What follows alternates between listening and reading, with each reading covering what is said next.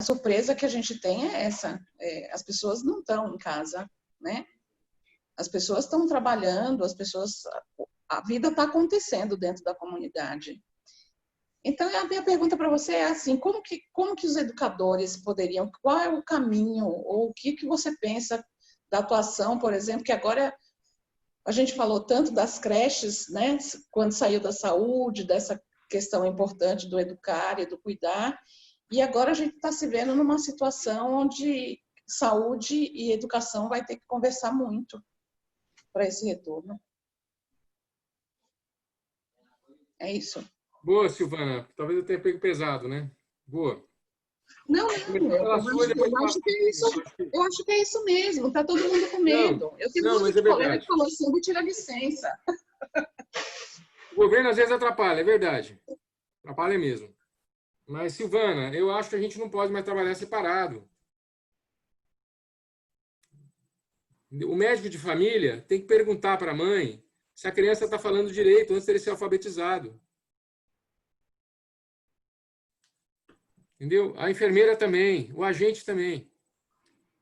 Então, tem várias coisas que a gente precisa. A gente precisa ir na creche também, estudar, ver a questão né, levar a equipe multi nossa nas creches para trabalhar estimulação, e fazer um monte de coisa junto. Dá para fazer um monte de coisa junto. Agora, nessa pandemia, é o seguinte, não estão. Não estão mais mesmo. Paraisópolis tem um puta no movimento. Você está numa região que não é. São Mateus é muito pior, porque eu não tenho os movimentos. A CUFA, por exemplo, a Central Única das Favelas, a CUFA, ela está ajudando a gente, mas ela ajuda muito mais lá em Paraisópolis, né? Paraisópolis fez 2 escolas para isolar as pessoas, e fez um monte de coisa. Fez uma formação dos agentes junto com a saúde e tal, a formação dos agentes voluntários, né, para trabalhar na pandemia. Fez um monte de coisa. Eu acho que a gente tinha que estar nessa, junto com eles. Desculpa, mas eu sinto muita falta de vocês no território mesmo. Vocês não estão nem lá, porque vocês foram jogados, falaram, não, agora não. Entendeu? Acho que houve também uma falha de uma ação de governo. Houve mesmo. Mas a gente tinha que estar junto nessa lá. Nós estamos todo dia lá no território. Quando a gente começou a ter uma uniformização maior dessa discussão com a comunidade, vem o presidente da República e fala, saiam de casa, vocês são tudo um bando de vagabundos, vão trabalhar, eu não vou sustentar vocês, não. Vocês lembram disso? Eu senti esse impacto dentro do território. E as pessoas desesperadas, e o dinheiro acabando. E o negócio da Caixa não chegando. Demorou 2 meses para os caras votarem e falarem. Então não está, Zig, mas não quer dizer que não esteja. Agora, a circulação entre essas pessoas e o centro da cidade, porque é onde começou essa epidemia? Na Zona Oeste. Por onde? Por pessoas que vieram da Europa. De Israel, da Europa. Não foi assim? Não foi da China. E aí ela foi se espalhando. Tem uma colega minha que atendeu o pessoal daquela festa de 1.500 pessoas que contaminou todo mundo. Vocês lembram disso? Ela pegou. Lá no São Luís. Então, e ela foi se espalhando. Entendeu? E começou na Zona Norte, aí foi para Brasilândia, aí depois vai para a comunidade. Se essas pessoas estivessem circulando, Zig, hoje, na região central, e tivessem, seria muito maior esse número de casos. A gente não teria tempo para preparar as UTIs que nós preparamos, porque pelo menos São Paulo preparou, Santo André preparou, São Bernardo preparou, São Caetano preparou, entendeu? Então, houve sim, não dá para dizer que não teve um efeito social, porque o modelo matemático, mesmo sem, que é o modelo do Imperial College, mesmo sem considerar as favelas, ele nos dizia o seguinte, a gente já teria pego o pico em maio. Né? Nós vamos pegar o pico agora nessa abertura, se houver, em junho e julho. Em julho e julho. Entendeu? Mas, assim, não dá para dizer que não foi. Agora, que houve na periferia, teve de tudo. Teve gente que se cuidou, mas uma grande parte saiu, sim. Principalmente os jovens. Saíram muito para a rua. E lá, olha, a gente tem os grafiteiros, tem um monte de gente que trabalha, os caras pintaram grafite com máscara, tudo. É difícil de convencer, muito difícil. E tem essa coisa do discurso, realmente, do Bolsonaro, quer dizer, não faço. A gente fica confuso, porque a quem que vai matar mais, essa coisa da economia e tal. Agora, como é que você vai pensar numa economia viável com 5 milhões de pessoas infectadas, com 200 com um sistema de saúde colapsando também. Todo mundo cuida de alguém. Mais velho, todo mundo... Entendeu? Então, assim, como é que você vai? Eu acho que vocês não voltam em agosto, viu, Silvana? Eu acho que vocês não voltam. Acho que a coisa vai piorar e nós vamos para um... O que eu não gostaria que acontecesse, mas eu acho que com essa reabertura, pela experiência que a gente tem do território ali da comunidade, a gente sabe que os bailes vão voltando, né? Porque se Não é pode isso, ir ó. trabalhar, então pode ir ter baile, né? Então, A filhos, gente, e quem é que acabou com os bailes, Silvana? Nós sabemos quem acabou com os bailes. né? Não foi a PM que acabou com os bailes. Foram eles. Sim, É Que por estão CC que cuidando acaba. muito mais, às vezes, do que o Estado, que fazem o papel do Estado, né? Então, agora, Zig, só uma coisa. O fato de ter favela só piora a coisa. Só piora o modelo matemático, entendeu? Por isso que a gente acha, cara, que o Brasil vai passar os Estados Unidos. eu Os acho que a modelos que gente vai ter descobriram disso, eu uma também história acho. muito... Em 10 dias, nós vamos para 48 mil mortos. Uhum. E é isso que ninguém está Agora, não acreditando, né? tem. E dá um desespero, cara. Você vai falar, pô, eu precisava testar essas pessoas. O que eu faria, Dig? Tem 8 pessoas nessa casa, uma está assintomática. Nos abrigos também. O que a gente faria? Cara, pega essas 8, bota na escola. Deixa lá, fora da... Entendeu? É 100 metros, cara. Sim. Bota no céu, bota na escola. É 100 metros. Mas essa não fica. Treina todo mundo da ocupação. Sei lá, ocupação Laranjeira. Começou há 6 meses atrás, tinha 100 famílias. Hoje tem 8 mil. Isso em Paraisópolis foi o que Você eles entendeu, fizeram, né? cara? Eles botaram na escola. Exatamente. Trabalha com os caras, cara. Os caras falaram. Eles falaram isso para o governo também. Trabalha, vai atrás. Não que o governo não tenha feito isso. Eu acho que houve uma... A pressão era tão grande. A questão hospitalar também tomou conta, né? Eu acho que de São Paulo. E é o que eu falo para vocês, eu não vou julgar. Eu acho que o Edson Aparecido e o Bruno fizeram muita coisa também. Nós não colapsamos por causa disso. E eu não sei das pressões que os caras estão sofrendo, cara. Depois desse negócio da PM, eu não sei mais. Eu não sei o que eu faria também. Porque também tem essa questão do apoio popular, tem a questão, né, dos fake news. Entendeu? Agora, não tá da maneira como a gente gostaria. Tá, sim, 30%, mas não é todo mundo também, mas tem muita gente na rua também. Essa é uma reclamação constante, inclusive das lideranças. Nessa pesquisa da Rede Solidária aparece isso, os caras falam, não vou falar nada, porque tem uma confusão danada. E aí que a gente precisava entrar. Essa narrativa que eu falo, viu, Silvana? Precisava falar com as famílias, mãe, pai, aqui, ó, cuida de vocês, do seu filho, é preciso isso. Não, a cloroquina não dá certo.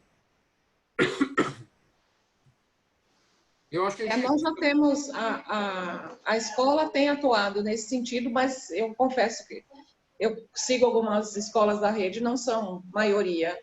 A maioria está preocupada em passar conteúdo. Se você está no Paraisópolis, você é exceção, né, Silvana? Você sabe disso. Na Brasilândia, não.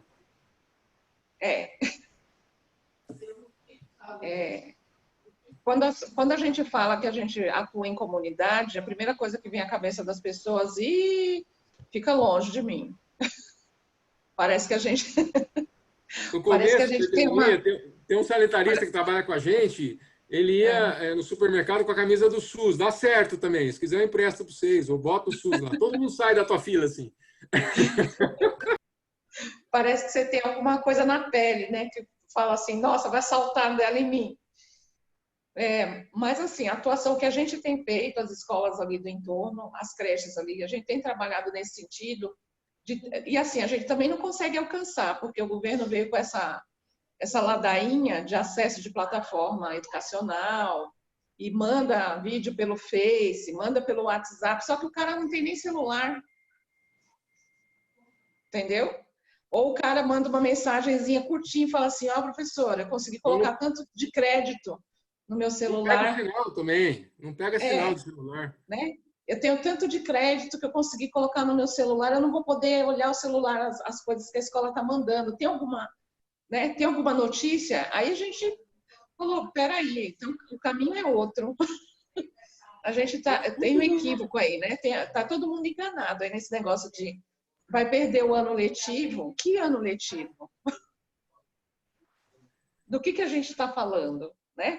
Porque parece que a educação quer andar no caminho que é aquele caminho que, olha, não está acontecendo nada, está tudo bem, então a gente precisa, as crianças precisam aprender, né? Aprender o quê? Conteúdo de matemática, de história, de geografia, tá? E aí posta lá no Classroom e você fica sossegado que a sua parte de professor você já cumpriu. E assim, tem muitos colegas também que olham para o nosso discurso, porque o nosso CMEI lá é exceção, CMEI Pará. É quase modelo dentro da Paraisópolis. A gente é sempre do contra. Enquanto está todo mundo falando A, a gente está falando não é bem assim. Então é disso que a gente está falando. Igual quando eu falei assim, olha, tem uma família que está passando uma necessidade difícil aí, não está conseguindo falar na associação. O que a escola pode fazer? A escola me respondeu, a escola não pode fazer nada. Agora você, professora, você que sabe. Então é disso, né? É isso aí, Silvana. É isso aí. Né? Ainda correndo o risco de responder para funcional. Nós temos que conversar, nós estamos juntos. João. Quem tá falando? Oi, Elô. Eu queria fazer uma pergunta. Você também conta tantas coisas maravilhosas que você vê acontecendo na região que você trabalha, de solidariedade. Assim, eu queria que você contasse um pouco das coisas boas que você vê acontecendo, que você participa e que você vê no seu entorno.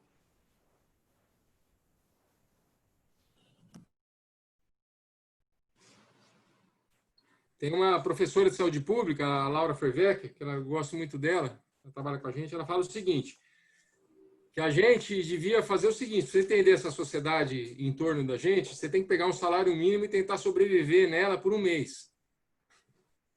Porque se você... E aí você vai entender o seguinte, que se você não tiver uma boa relação com o teu vizinho, tá dando risada, né, Silvana? Não é? E não pedir uma xícara de açúcar para ele, você não chega no final do mês. Não dá para querer matar o vizinho, como a gente quer, né? De cima ou de baixo. Então, assim, o nível de solidariedade, de entrega dessas pessoas, e aí tem que pensar que quanto mais a pessoa estuda aqui, pior ela fica, né? Não é possível. Porque, assim, os meus melhores, assim, não é os melhores, tem muita gente boa em todas as áreas, mas, assim, a grande lance hoje da estratégia da atenção básica é o agente comunitário, né? É um cara de nível médio, que viveu nessa confusão aí. Mas que você vai andar com ele no bairro, ele fala, ó, aqui passava um córrego tal, era limpo, aí começou a chegar a família tal, começou a chegar o outro, começou a chegar o outro, começou a chegar o outro. E abraça, e vai lá, e vai perguntar por que a mãe faltou no pré-natal. Entendeu? Isso é... Silvana, você sabe que Teresina é o melhor índice de alfabetização, né? Não é isso? Você sabe o que os caras fazem? A criança faltou, eles fazem uma visita domiciliar. Então, assim, essa coisa, assim, que você pede e o povo vai, o povo embarca. Aí você fala, bom, chama o projeto de ambientes verdes saudáveis, vamos fazer aqui uma coisa do povo. Todo mundo... Tem muito isso. Outra coisa que tem é o trabalho em equipe. Porque o cobertor é tão curto. Eu estava falando assim, o SUS hoje ele trata de 200 milhões de pessoas com 280 bilhões de reais. Na realidade, depois do Temer, eu acho que é 260. E uma parte ainda virou emenda. Mas o sistema privado trata de 42 milhões de pessoas com 200 bilhões de reais. Então, tudo bem, vamos abrir, mas vamos fazer uma leizinha, que parece que está no Supremo, que é assim, ó, o TI do Einstein, quem vai regular é o SUS, tá? E o critério vai ser técnico. Vocês entenderam? Entendeu, gente? Assim, agora, voltando à questão da equipe. Então, eu acho que as dificuldades são muito grandes. É o que a Silvana está falando. Você não consegue tratar a hipertensão da pessoa, não é porque a vida da pessoa está uma tragédia. Aí você tem que chamar a equipe multi, aí você tem que fazer uma discussão de caso. Aí as ferramentas da psicologia, da teoria, nada resolve. O que resolve é muita conversa mesmo, é você conhecer a realidade, conversar, ouvir, ver. E aí você tem um trabalho muito legal com as equipes multi nesses casos mais vulneráveis, né? O atendimento domiciliar nosso, por exemplo, também, o do idoso, tem idosos de 90 e poucos anos. O cara começou a fazer fisioterapia com a garrafa PET e levantou da cama. Vai para o baile andar. Tem muita coisa, Lô. Tem muita coisa. Com pouco dinheiro, eu acho. né? Se a gente tivesse algum dinheiro, já tinham privatizado a gente, né? Ai, Eu acho que eu acho isso, sabe? Eu acho que tem muito trabalho legal, muito cuidado, né? A gente fala nessa questão do cuidado mesmo, né? De fazer a visita, de ir atrás. A gente vai atrás do pré-natal que faltou, a gente vai entender o que foi. Às vezes é porque não estava sem dinheiro para pagar o aluguel, teve que sair correndo, teve que buscar outro barraco. Às vezes é porque o cara tá, né? Quanta gente aparece que não pode dar o documento, tem o cartão do ESUS, né? Mas o cara é procurado. A gente vai e trata, não vai tratar. Né? Então tem várias coisas, tem coisas engraçadas, tem muita prática integrativa. Então a gente começou a fazer auriculopuntura, dança circular, umas coisas loucas que eu nunca acreditei, cristal, essas coisas, mas dá certo. E aí muita criança participando, muito jovem, roda de chá, meditação. Então assim, você vai inventando. E é isso, né? E vai dando certo também. Quando você vê, você tem gente que vai lá e conhece o trabalho e fala, pô, mas eu não tenho isso aqui nem no privado. Não tem no privado. O privado tem outra lógica. É de te fatiar mesmo. Dá mais dinheiro, galera. Dá mais dinheiro. Assim, eu acho que tem uma baita clínica. Uma baita clínica. Tem uma coisa chamada terapia comunitária, que um cara que está lá no Ceará inventou, que resolve bastante. É uma formação... Eu acho que se tivesse um acompanhamento, uma formação de um psicoterapeuta lá, ia ser muito melhor. Mas, assim, resolve 30%, 40% das depressões. É uma roda de conversa muito bem legal, assim, feita. E aí eu tenho uns amigos meus psiquiatras que fizeram 10 anos de psicanálise, que vão nessas rodas e falam, nossa, eu nunca tive uma catarse dessa. A gente vai recuperando essa questão do grupo, da coletividade, né? A gente vai recuperando, porque é muita dificuldade. E aí você tem, às vezes, resultados muito bons. O trabalho com a escola também é legal, quando a gente consegue entrar na escola, e aí, geralmente não é por causa do... Mas o que falta, Silvana? Faltam uma coisa que a gente já teve aqui, que é os colegiados, né? Colegiado de saúde, né? Os colegiados multi, que a gente tinha no território, na Brasilândia tinha muito. Tá, a educação. Quando a gente consegue, a gente entra com a escola, com a diretora, é uma boa vontade, entendeu? Mas, assim, esse trabalho junto com a escola é fundamental. Junto com a estratégia de saúde da família, junto com os... Então, assim, tem várias coisas, Elu, várias. O SUS é muito legal, é que a gente não conhece mesmo, a gente não... A campanha de vacina é legal. A gente vai tendo ideias, né? A gente vai tendo ideias, porque os espaços colegiados são que, de fato, exercem o poder da escola, né? Senão a gente fica muito amarrado nas políticas públicas, né? Você não pode fazer nada, mesmo porque senão só funcional roda, né? A gente é servidor público, não dá para você colocar também tua carreira na roda. Então a gente tem que dar uma parada. Mas essa coisa de atuar dentro do território é muito importante. Eu lembro que quando eu ingressei no Paraisópolis, a primeira coisa que meu diretor falou, olha, os novatos, no sábado, vamos subir o morro, que vocês precisam conhecer a comunidade. Aí teve uma turma que, né, já fez uma cara assim, opa, subiu o morro? Como assim? Que é para saber a dificuldade daquela mãe que, né, que desce o morro com a criança no braço, debaixo de chuva. Como é que é isso? Como é que é essa vida? Que passa pela viela, como é que é essa viela? É saber um pouco como é que é a vida dessa pessoa, né? Como é que essas pessoas vivem? Como eles vivem lá? Porque tem gente que quando está de fora não imagina. É uma cidade, é um outro mundo. É diferente.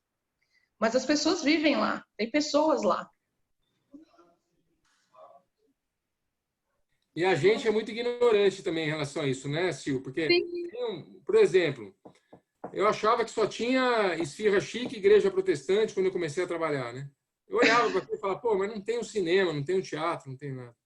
Mas aí você começa a descobrir um baita dos coletivos, né? Coletivos culturais, né? Os grafiteiros, né? Os raps que vêm junto, os poetas, né? Tem muita cultura, né? No território. Eu acho que mais do que a Vila Madalena, 10 vezes, se quiser saber. Sim. Aliás, lá em São Mateus, a gente tem o beco, eles fizeram o beco do Batman lá, né? É no meio do Corgão que eles querem... Porque tem o Parque do Carmo, é na Vila Flávia ali. E eles têm um projeto para fazer um calçadão ali e fazer uma recuperação dos mananciais. Então, você deixa aquela água limpa, faz um calçadão e leva o calçadão até o Parque do Carmo. Uma reserva que tem lá. Ia ficar lindo. E é lixo, por enquanto, né? Eles melhoraram muito, assim, mas era um bairro cheio de lixo. Então, e aí tem um beco do Batman lá, que eles falam que é o beco do Batman verdadeiro, que o beco do Batman da Vila Madalena é falso. Tem muita coisa, muita coisa. A gente tem uma visão preconceituosa pra caramba, racista pra caramba. Difícil. É bom esse encontro, viu, Lu? É muito bom. É muito bom mesmo com essa galera. Não, eu acho super importante porque traz você traz uma experiência que a gente que mora, a maioria das pessoas que estão assistindo são privilegiados, né? Então, quando você conta, você traz uma outra perspectiva. Uma outra perspectiva. Alguém tem mais alguma pergunta? Eu sou médico de família. Eu acho que eu tenho uma baita de um... Eu devia estar morando lá também. Claro. Oi? Eu já morar na favela, eu acho isso bonito, né? Eu já cogitei mudar para a comunidade, mas o povo, a minha família... Vivendo mais com as pessoas, eu tento. Mas assim, ou não acho que a gente é privilegiado de nada, não. Nossa sociedade está muito ruim. Está muito ruim. Mas eu acho que tem um aprendizado que vocês trazem, que é diferente, talvez, para determinados estratos sociais, que é essa ideia da coletividade. Eu acho que a gente vive ao contrário, a gente vive no isolamento, né? No aquilo que é individual, no que cabe na minha caverna, no meu espaço, no meu pedaço, né? Porque eu posso abastecer a minha geladeira, fechar a minha porta, me abastecer de álcool gel e permanecer supostamente protegida. Eu acho que tem uma coisa que quando você fala que esse vírus desarranja um pouco essa lógica, né? Ainda que eu faça tudo isso, estamos todos expostos a ele em alguma medida, né? Isso muda um pouco a lógica do trabalho. Eu fico pensando um pouco, não sei, vou puxar um pouco também para o nosso lado, que eu acho que tem uma coisa que eu queria ouvir de você quando você fala, que é um pouco do campo vou falar da saúde mental dos profissionais da área de saúde. Se puder falar um pouco de que você tem visto nesse campo, assim, como que as pessoas estão lidando, porque é isso, né? Já tem uma condição prévia muito difícil e agora né, você está diante de um desafio ainda maior, quer dizer, de uma pressão maior, de um risco maior. Se você puder responder, e a Fátima Gola aqui levantou a mão também, que ela queria falar. Eu não sei se... Quer falar, Fátima? Fazer sua pergunta? Pode abrir sua câmera aí. Eu queria colocar alguma coisa assim. Normalmente, a gente que é estrangeiro nesse meio, né? Porque tem uma história toda de comunidade, de famílias e de modo de viver que, pretensamente, quem está... Eu moro no Jardim Paulista, né? Eu conheço o meu entorno. Se eu entro nesses locais para dizer como eles têm que viver, está tudo errado. E aí eu fiquei pensando, nesse momento, né, que a gente encontra esse monte de informação desencontrada, que vai desde o presidente a um agente de saúde também que fala alguma coisa contraditória. Dentro desses grupos, assim, do que eu conheço, sempre tem alguém que não é de fora, não é o estrangeiro, não é um médico, não é um enfermeiro, não é a professora que entra na comunidade, mas tem uma voz numa família, num grupo que ela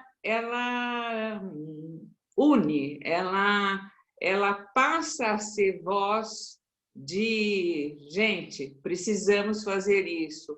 E eu fiquei curiosa João, na sua experiência, essas pessoas, aparecem como usar toda a parte de higienização, que é o que a gente tem, mais presente para enfrentar esse vírus, toda a parte de cuidado dentro do possível, porque as condições físicas, econômicas, sociais são pequenas, mas tem uma voz que, quando você falou da educação, né?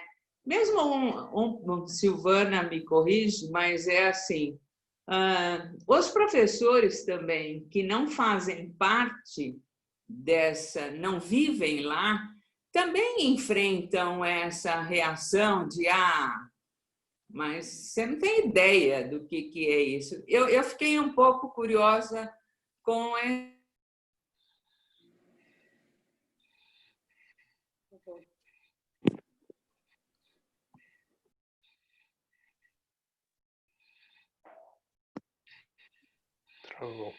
Travou. Mas acho que deu para pegar o espírito da pergunta. Eu entendi a pergunta dela, né? Eu entendi a pergunta da Fátima. Ela voltou. A Fátima voltou. Isso que a Fátima fala é importante, sim. A gente como professor, sempre tem aquela família, aquela mãe ou aquele pai, que é a voz dentro daquela comunidade, né? Lá no nosso CMEI, por exemplo, tem uma família, uma mãe, que cuida da filha sozinha, que ela é a voz, quando a gente quer falar ou saber alguma coisa da comunidade, ou falar com a comunidade alguma coisa, por exemplo, principalmente agora nesse momento, essa mãe é a nossa voz, né? Ela é a voz da comunidade para nós e nós para ela. Ela é um canal importante de comunicação nessa nossa comunidade da escola. Tem muita gente legal, Fátima. Tem uma galera de ocupação também, que é uns caras da liderança, que a gente não tem agente comunitário, então vamos lá, ele organiza as grávidas, organiza tudo. Um senhor lá do Pinheirinho chama, do lado do Laranjeira. O filho dele faz engenharia nessas coisas aí sabe, das bolsas que surgiram e tal. E ele falou assim pra gente, o meu filho vai fazer casa, eu faço cidades. Tem muita gente boa, Fátima. Agora, tem uma coisa que é o encontro entre o trabalhador, né? E aí eu acho que a educação também é honesta. A gente não dá voz às pessoas, né? Existe uma clínica e uma educação que podem dar voz às pessoas. Que a gente chama de clínica ampliada, inclusive. Né? Eu não estou conseguindo escutar vocês. Eu acho que tem muito mais do que a gente imagina. Tem muita gente boa, Fátima. Sempre tem lideranças comunitárias bem intencionadas, tem boas. E é incrível como o crime organizado, muitas vezes, é mais sensível à questão da comunidade, sabe? E dos serviços que eles gostam, que prestam. Então, até esses caras dá para conversar, é impressionante. Esse país é muito louco, não dá para entender isso. Mas é isso, às vezes, quando o cara sente que é uma coisa boa para a comunidade, ele não está fazendo para ele. Ele vai lá e apoia. Esse negócio dos bailes funks, foram eles que falaram, não, pode parar. Mas não só, tem muita gente boa, muita liderança. Agora, os partidos políticos se afastaram disso. Né? E a gente, que eu estava falando, a gente faz uma clínica muito prescritiva. Eu não gosto desse negócio de Olimpo não, viu, Pablo? É uma merda isso. Uma merda. Porque a gente é muito prescritivo, a gente quer mandar no corpo da pessoa, não tem nada. Então, assim, na clínica, e como na educação, você tem que dar voz às pessoas. E não falar, na maioria das vezes, entendeu? Você tem que estar dentro. Então, esse encontro entre o cara, que nem eu, que foi criado na manteiga, filho de médico, tal, que vai lá dentro de uma... Entendeu? Eu tive que aprender muita coisa com isso aí, porque... E que foi formado numa faculdade que é hospitalocêntrica pra caramba, pública, mas que a maioria das pessoas que saem de lá acabam indo para privado. Então, tem uma... Mas que no pensamento é muito privada, até mais do que... Enfim, a gente que não dá voz para eles, entendeu? Porque as condições mesmo deles, eles precisam ter um canal, alguma outra coisa, mas tem muita coisa boa. E aí eu acho que uma boa clínica, uma boa educação, Silvana, isso eu não estou falando do professor, estou falando do modelo pedagógico, do modelo de clínica que nós estamos usando, sabe? Junto com uma boa reforma urbana, porque não dá para deixar as pessoas em casa, né? Ia bem, viu? Ia bem. Só que aí, é o que eu falo para vocês, né? É política pública isso. Mas João, eu entendi que era assim, por exemplo, as pessoas da comunidade aceitam uma pessoa de fora? Por exemplo, se eu chegasse lá e falasse que eu quero ajudar, como que eu seria recebida? Olha, quando você coloca um avental, ninguém mexe com você. Ó, mas aí tem essa dosezinha do Olimpo que o Pablo falou, hein? Então, mas... Brincadeira, mas é isso, assim, tem um lugar, né? Não acho que não é o médico. É a saúde. É o cuidado. É isso, agora o João falou a palavra importante, o cuidado. Coisa bonita dela, né? Estava discutindo isso com um amigo meu que está fotografando lá. O cara falou, cara, você me deu um negócio aqui, os caras não mexem, porque é bonito o trabalho de vocês. Eles sabem disso. É estético. Fala do trabalho, João. O que é? Tem alguém fotografando o quê? Conta pra gente. Não, eu convidei um fotógrafo para participar da equipe e fotografar o que as pessoas fazem. Ele adorou. Adorou. Porque eu precisava mostrar isso aí, né? Tem essa questão da... Eu fui provocado pelo grupo lá da questão da invisibilidade, né? Do trabalho, do SUS, das pessoas dessa região. Isso que nós estamos conversando aqui. Então, e o cara, ele falou, mas como é que eu vou entrar com uma câmera que vale 300 pau? Eu falei, pode deixar, isso aí a gente garante. Garantimos mesmo, você botei um avental e um crachá. Os caras não mexem. Eu tive um médico sequestrado em 5 anos de contrato em São Mateus, é o lugar que mais rouba carro do mundo. Se é de São Paulo, deve ser do mundo. Tudo bem, roubaram, às vezes roubam os carros, mas deixa as pessoas. Eles falam que eles têm meta, tudo bem. Mas... eu tive um baita de um problema, que os caras mataram os caras. Não queria nem, porque eles descobriram, sabia que ia acontecer. Mas é isso, entendeu? É muita violência também, mas assim, é isso. Porque o cara tá lá, porque tá cuidando, porque eu tenho uma gerente que, fica lá até 10 horas da noite, que vai, chega lá, arranja vaga hospitalar para todo mundo, trata todo mundo bem, vai na comunidade, vacina os caras em casa. Eu não acho que é a questão, não, ao contrário, cuidado. Estão sendo cuidados, eles reconhecem isso muito. Reconhece o médico também, reconhece a enfermeira. Tem alguém na fila aí para fazer pergunta? Não. Oi, Andréa. Eu acho que tem uma coisa que eu só queria... Oi, João. Uhum. Tudo bom? Oi, pessoal. Conversa produtiva, estou participando aqui o 2º dia. Estão me escutando? Eu tive a oportunidade, dada pelo João, de conhecer São Mateus e fui muito bem recebida por representantes da saúde lá. E cada um que falava comigo, você vai se apaixonar por essa unidade. Cada unidade que eu fui, eu ia me apaixonar. Então, são pessoas muito envolvidas. E eu acho que a gente tem que trocar um pouco do discurso de que a gente é privilegiado, que a gente tem algo para oferecer, mas ver o que a gente está... por exemplo, por enquanto, eu estou lá como uma aprendiz. Aprendiz de um território, aprendiz de uma comunidade, e talvez, mais do que tudo, é um momento que o João está falando, que o coletivo é o mais importante, que só vai funcionar se for via coletivo, se for uma mudança de paradigma social mesmo. Então, não é a gente que é privilegiado, não é ficar sozinho que é um privilégio poder se isolar, mas poder ter alguém para contar, ter um vizinho do lado, ter um médico que olha, um SUS que atende. Isso talvez seja um privilégio maior do que você ter dinheiro e se isolar na sua casa. O coletivo hoje tem que ser repensado mesmo, totalmente. a segregação, a gente está segregado nos nossos condomínios.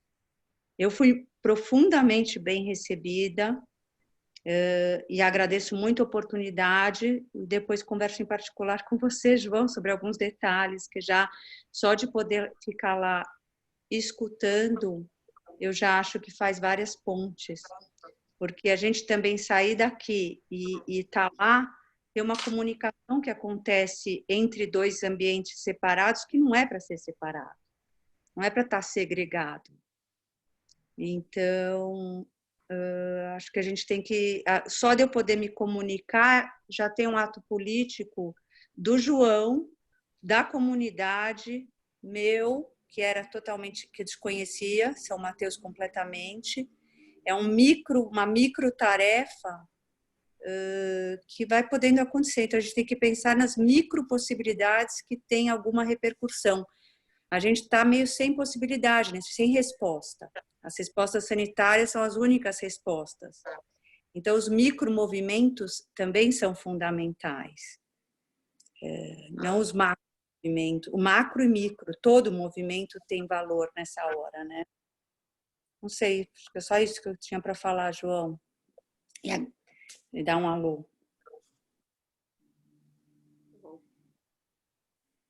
Terminei minha fala. Acho que o João ficou preso. João. Obrigado você, André, viu? Tá com a gente. Voltou. Pablo, você queria falar? Ninguém mais tem pergunta? Acho que não. Flávia? A gente está indo para o final, então a hora é essa, se alguém tiver. Senão eu faço. Nada? Eu tenho uma fala engraçada para a gente terminar. Pode? Posso então fazer minha pergunta e daí a gente termina com a sua fala? Pode ser? Claro. João, é o seguinte, queria que você me explicasse como o mundo funciona. Hoje de manhã eu acordei, peguei o jornal e no jornal dizia assim: morre um brasileiro por minuto de Covid no Brasil. Ontem foi batido o recorde de mortes em 24 horas, não sei quanto tempo. Isso de um lado do jornal. Do outro lado dizia assim: flexibilização da quarentena, começo de abertura, etc. Eu olhei para um lado, olhei para o outro, esfreguei o olho, olhei para o outro, olhei para um e pensei comigo, tem alguma coisa errada.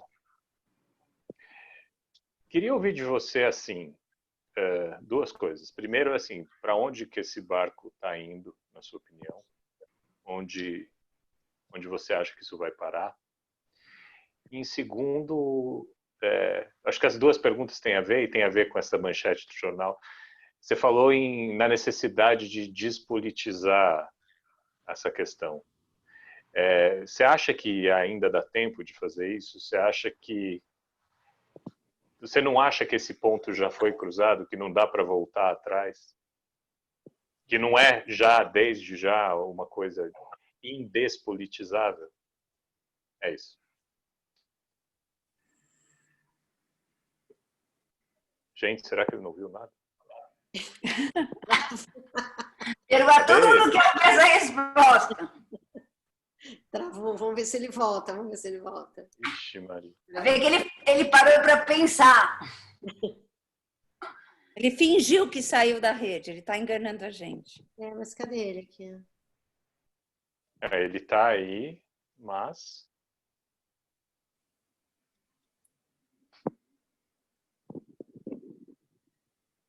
Vamos ver se ele volta. Então, a gente termina aqui, né? Não, ele voltou. João, deu para você ouvir a pergunta? Travou de novo.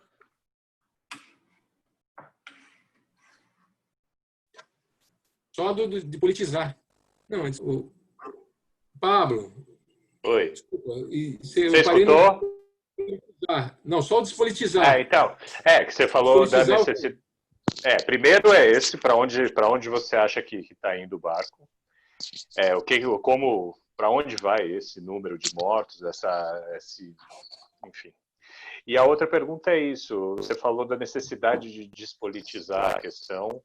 Eu queria saber se você acha que isso de fato é possível ou se já foi cruzada uma linha que não tem mais volta. Né? E talvez isso tenha a ver com a minha primeira pergunta, ou a primeira observação sobre as manchetes.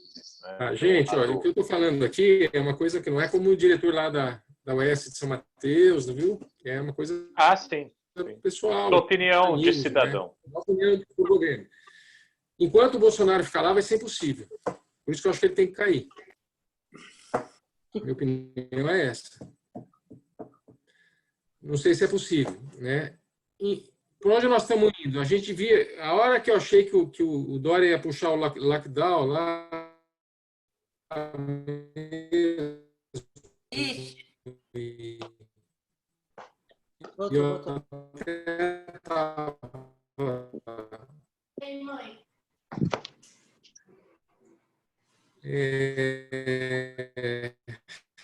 João. João está caindo. Assim, está caindo. Nunca gostei do Dória. Curso. Volta um pouquinho, João, por favor. Enquanto o Bolsonaro ficar lá, não tem como, porque ele está apostando no caos, cara. Mas aí eu estou fazendo uma avaliação política. Ele está apostando no caos. Ele não tem projeto de governo, não tem. Ele não tem mais nada. A única coisa que ele tem é muito conhecimento sobre os mecanismos de repressão que existem no governo. Ele sabe todos, cara. Ele conhece profundamente isso aí. Ele conhece a PM, tem mais guardas de segurança privada do que PM hoje. Todo mundo é armado, todo mundo é treinado. Cara, ele está com uma estrutura na mão. Aí tem o Dória, que a gente estava achando que ia puxar o lockdown mesmo e falar, vamos parar 15 dias, organizar a bagunça, e a gente começa a fazer testes, faz outras coisas e vai melhor. Aí, de repente, ele vem com essa onda de flexibilização, ele não aguentou. E aí, quando você vê a questão da PM lá com os gaviões, você já fica preocupado, porque o cara também não está governando a PM, cara. Então, eu não sei se Pablo. Epidemiologicamente, se a gente continuar assim e soltar, por mais que não tenha, sabe, e as pessoas na periferia, ainda, grande parte das pessoas estejam na rua e tal, elas vão cruzar muito mais a cidade. Isso vai espalhar mais. É mais difícil de controlar. Então, a possibilidade de a gente ter outro pico e até, né, não digo colapsar, porque acho que os caras param antes, que a coisa fica tão ruim que eles vão falar, gente, vai morrer todo mundo, tal. E aí talvez eles estejam esperando isso. Para ter mais. Mas existe sempre, numa tomada do governo e numa tomada do prefeito, um peso, entendeu? Um jogo de xadrez político. É isso que eu estou sentindo. E enquanto o Bozo continuar com essa força, cara, se esse cara não cair em 2 semanas, esquece, velho. Esquece. E aí, eu acho que entra mesmo essa questão da epidemia, o cara vai falar tudo bem, é isso mesmo, é melhor que esteja assim, porque a economia vai se faltar. E não vai. Não vai porque o nosso principal parceiro comercial é a China, para começar, eles que compram da gente. E o resto do mundo está sem dinheiro. Então não vai. Tá tudo bem. Tem outros motivos que não vai, mas assim, você entende, cara? O cara está apostando no caos. Eu sei lá o que vai virar. Então, assim, eu acho que... E aí é muito complicado. Quando um governador, já tem um presidente falou isso, claro que os caras vão sair na rua, eles já estão desesperados. Não é verdade que os caras saem porque não tem noção, tal. Eles estão desesperados, eles também estão com muito medo. Tem uma série de coisas dentro. Tem muita gente com medo, se tratando, passando álcool gel, sabão, o que tiver, usando máscara, dentro das comunidades, dentro da periferia, dentro das áreas mais vulneráveis. Mas é uma baita confusão. Aí fala o governador, fala o prefeito, só isso já tem um efeito de tirar as pessoas de casa, cara. E tem uma galera que nem vocês estão falando, estou com muito tempo em casa, nós estamos sentindo mal também, precisamos sair. Então, eu acho que virou uma confusão, entendeu? Enquanto não tirar esse cara, vai ser essa confusão. E aí, cada vez mais vai ser, se colapsar o sistema, eu diria seleção natural. Cara. Pode ser, entendeu? Mas aí, antes de colapsar, a gente tem mecanismos de mostrar isso, mostrar aquilo. Tá bom? Eu vou passar um observatório do Covid, que o pessoal dá para vocês, para a Elo, ela transmite para vocês, tal, porque é bem legal, é um pessoal muito sério, epidemiologistas, tal, que não estão. Mas eu acho isso, cara. É a situação, tudo no final aqui vai se resumir a essa questão política. Para mim, na minha opinião. E eu sinto isso trabalhando no território. Essas interferências vêm diretas. André, quer falar? Né? Eu não, obrigada. Você não ia fazer uma fala para a gente terminar? Ai, morreu. Ela era ou na hora, ou piada, ou é na hora ou não rola. Ainda mais depois disso, né? Minha opinião. Diga mesmo, minha opinião. Eu acho que não rola, cara. Não rola. É evidente que a fala do Bolsonaro não precisava estar na região de São Mateus para perceber que a fala, quando o Bolsonaro falou que era para sair na rua, isso teve uma repercussão imediata social, né? Um presidente fala, tem uma narrativa que é escutada, né? Tem repercussão, sem dúvida nenhuma. Foi terrível, ele é terrível, ele é monstruoso, né? Ele é do mal mesmo, e tá apostando no caos. Eu acho, a minha leitura é essa. Então, a gente precisa ter uma... E aí tem todo um drama social mesmo, que a pandemia é um baita de um drama, cara. E não é só as pessoas estarem em casa, a gente não sabe como vai sobreviver. É um baita de um drama. E nós vamos passar por uma puta de uma repressão, de um problema econômico, cara. Não tenha dúvida. Então, eu só queria dizer, a gente está chegando... Tem um monte de coisa para fazer. A gente tem que terminar nosso encontro, mas eu acho que tem uma coisa que é a gente se dispor a também, se por um lado o cenário parece bem pouco otimista, né, em uma certa medida, ou com muitos elementos para nos fazer ficar aqui numa tensão, eu acho que também essa possibilidade de ter espaços e da gente poder se ouvir, trocar. E eu volto, acho que eu falei isso no outro encontro, eu acredito nas micro-revoluções, né? Naquilo que a gente faz que é no miudinho, que é na possibilidade da gente ouvir e entender e olhar o mesmo fenômeno por várias perspectivas, por várias vozes, né? Então, acho que, enfim, eu acho que a gente chegou no nosso tempo, mas eu queria muito agradecer o João pela disponibilidade, que eu acho que tem um depoimento aí para além dessa sua experiência de gestor, mas isso é um pouco o que o Pablo falou, né? Como cidadão, como alguém que está vivendo esse drama com a gente. Eu acho que fica aqui também o convite para todo mundo que queira nos encaminhar, enfim, se ficaram outras questões, porque às vezes a gente, né, tem falas que são impactantes, que nem a piada da André que ficou, a gente vai ficar aguardando para ela mandar o nosso toque de humor, né? Que a gente ficou pensando, mas eu acho que a gente está... A gente está precisando, né? Do meu grupo de psicanálise, eu era mais bem-humorada. Aí eu falei, morreu o meu humor. Aí foi passando tempo, volta o humor, volta, vamos lá. Aí o Antônio Prata, que me fez voltar um pouco do humor. Apesar de que a gente conversou com ele, só para você saber, ele vai fazer um encontro com a gente e ele tem umas fantasias assim de ver o presidente degolado, pendurado. A lá Mussolini. A lá Mussolini, pendurado de cabeça para baixo, mas ele conta isso para vocês quando no encontro que a gente vai, ele vai estar no encontro conosco, ele tem umas fantasias bem macabras, mas eu acho que fica, eu acho que assim, fala, Elô? Eu queria só falar uma coisa para o João, que ele não seguiu a linha que o filho dele dirigiu a ele, que era ser 50% otimista, 50% negativo. Eu acho que você não está seguindo os conselhos do seu filho. Precisava ter um pouco mais de otimismo aí nessa sua fala. 100% realista, né, João? 100% realista. Não, eu acho que o cara tem que cair, pelo amor de Deus. Não estou falando que o cenário todo que você traz é muito pesado.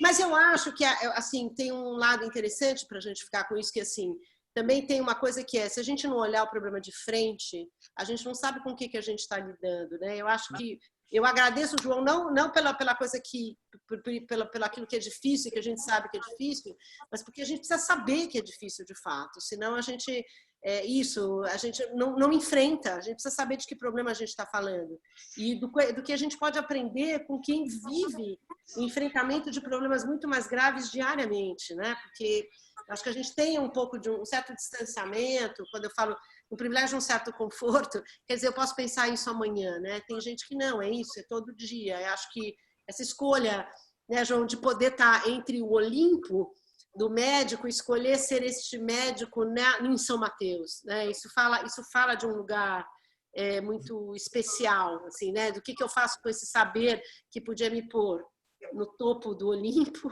ou ali no dia a dia, tentando entender como que as coisas funcionam para, na verdade, a grande maioria da população, né? Porque nós não somos a Zona Oeste, né? No nosso Brasil é mais São Mateus do que a Zona Oeste de São Paulo, né? Bem mais. Então, assim, os sanitaristas, os epidemiologistas, eles sabem o que fazer. Se precisar achatar a curva, tem que achatar a curva. Se precisar deixar as pessoas em casa, tem.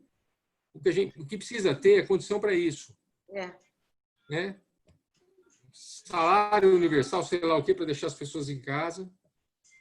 Testes e locais para isolamento, monitoramento da atenção básica, inclusive, e leitos de UTI, e de hospitais. Entendeu? A gente sabe o que fazer. Agora, os problemas que a pandemia traz é a sociedade que tem que responder, porque são vários, entendeu? Não é uma coisa só. O que não pode, o que eu acho que dá para fazer muita coisa ainda, dá para salvar muitas vidas. Não estou sendo pessimista não, mas tem que clarear isso. Não pode um maluco ficar assim. Não pode, gente, não pode. Vamos enfrentar. Quem ortogou isso para ele, né? Ele está governando com um terço das pessoas, talvez, mas quem que ortogou isso para ele? Mesmo pessoas que votaram nele, não votaram para isso. Né? Então, eu acho que nós estamos num checkmate. Eu acho que esses 15 dias, Pablo, vão ser fundamentais. Por isso, a resposta da Associação SUS dá conta de muita coisa, não de tudo, mas dá. De olhar para isso, dá. Se bem, né, planejado tudo. Então, os privados também têm um monte de coisa, mas precisa clarear e falar, enfrentar de cara esse negócio. Esse bicho está aí solto. Né? Ô, João. Ô, João, queria agradecer também muito a sua presença. Eu podia ficar 4 horas aqui te ouvindo e não ia me cansar, com certeza. Parabéns pelo seu trabalho e obrigado pela sua presença e por tudo que você trouxe aí para a gente. E obrigado a todo mundo que participou também. Gente, olha, a gente fica... Eu falei demais. Eu queria falar uma coisa, eu não acho que... Estou convidado para falar, João. A gente queria te ouvir. Fala aqui depois. Não, dava para ouvir bem mais, João. Dava para ouvir bem mais. Não falou demais. O Pablo até brincou com ele que ele devia se candidatar a alguma coisa outro dia. Ele falou que nem ferrando. Meu voto seria... Se for o PCC. Que a gente vota em pessoas minha forma. Só se for com o PCC, Silvio. O resto eu não quero, não. Fala, Elô. Olha, não, eu queria falar uma coisa que eu acho importante, que assim, que a gente, né, tanto eu quanto a Silvia, quanto o Pablo, quem quiser, também se põe à disposição para você, para o que você precisar da nossa ajuda nesse momento. A gente está à disposição dentro das nossas possibilidades em ajudar, né? Eu queria que soubesse isso. E fica aí, então, o convite. A gente termina aqui. Fica aí o convite. Se vocês quiserem, quem está participando pela primeira vez, que talvez a gente não tenha contato, se entrar no Facebook do Laços, a gente e mandar o contato para a gente colocar vocês nos grupos de WhatsApp e também por e-mails para a gente encaminhar as informações. A gente gravou uma parte do encontro de hoje, a gente vai divulgar. E fica aí também o convite, quem tiver algo a dizer, que queira compartilhar, o Projeto Laços é um espaço aberto. A ideia é que a gente possa trazer aqui pessoas que possam falar. E é isso, o João, a gente poderia convidá-lo assim várias vezes para ele ir fazendo das várias camadas do trabalho que ele faz, né, João? Então, eu queria agradecer muito a presença de todos e a gente em breve faz contato aí com vocês para os próximos encontros e vamos contando um pouco do que a gente pensou também sobre o encontro de hoje. E quem quiser mandar coisas para a gente também, fale que a gente vai publicando, tá bom? A ideia é que a gente possa circular o efeito e o quanto essas conversas possam afetar cada um de vocês. São as tais micro-revoluções, né, João? Quem sabe a gente consegue fazer alguma coisa no meio do caminho, né? Tá bom? Obrigado. Obrigado por tudo, pela oportunidade, viu? Um prazer para mim. Obrigado mesmo. Gente, obrigada a todos. Boa noite. Boa noite. Boa noite. Obrigado. Tchau.